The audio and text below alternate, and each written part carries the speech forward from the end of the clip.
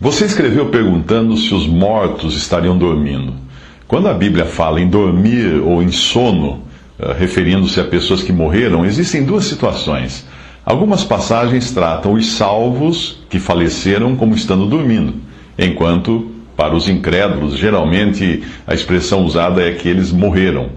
Outra situação é quando o objetivo da passagem é demonstrar a relação do morto com esta vida, ou seja, para o observador que ainda está vivo neste mundo, o que morreu está dormindo, isto é, ele não está ativo e participante das coisas que ocorrem debaixo do sol, como quando estava vivo.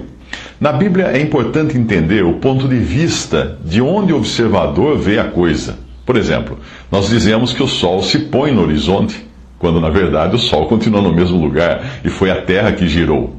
Eu diria que as suas afirmações de que todos ficarão dormindo até a ressurreição estão equivocadas. O fato alegado por você de que a Bíblia não diz que Lázaro foi para o céu enquanto esteve morto, não significa que ele tenha estado dormindo esse tempo.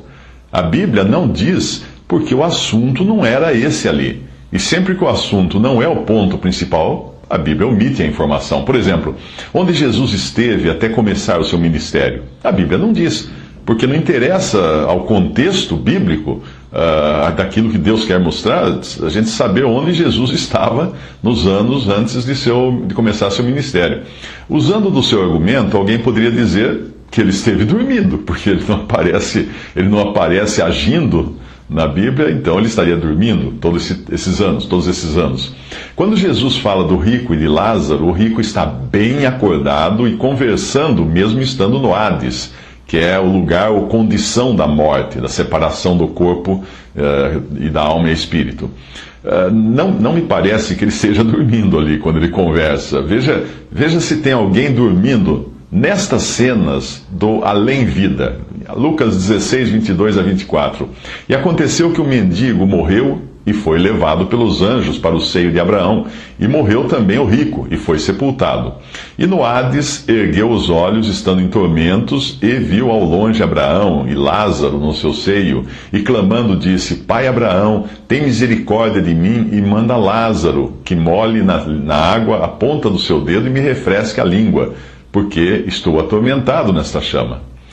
Muito bem, uma pessoa em estado de sono da alma, como alguns costumam dizer, não seria capaz de erguer os olhos, sofrer, ver, clamar e dizer coisas assim.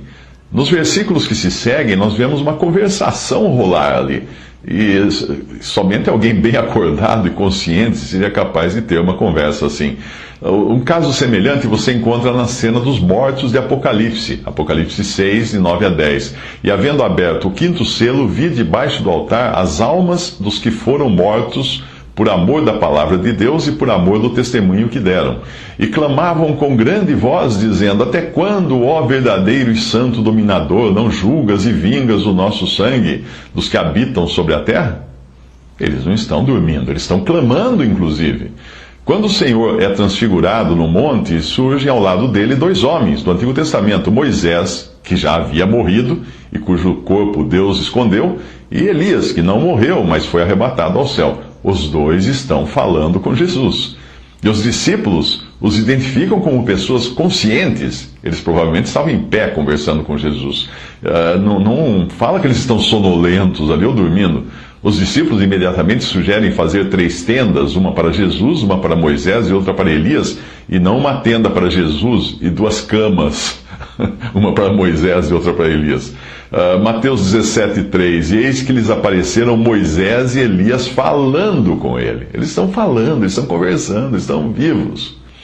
A partida de um salvo deste mundo é também a certeza da sua entrada na companhia de Cristo para desfrutar dessa companhia, o que obviamente não se faz dormindo. Ninguém vai usufruir da presença de Cristo dormindo.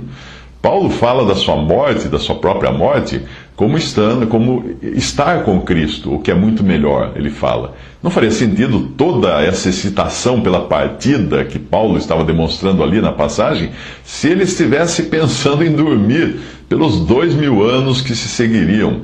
Veja Filipenses 1, 23 a 24. Mas de ambos os lados estou em aperto, tendo desejo de partir e estar com Cristo, porque isto é ainda muito melhor. A passagem que iniciou o nosso diálogo Uai, seu app de vídeos curtos.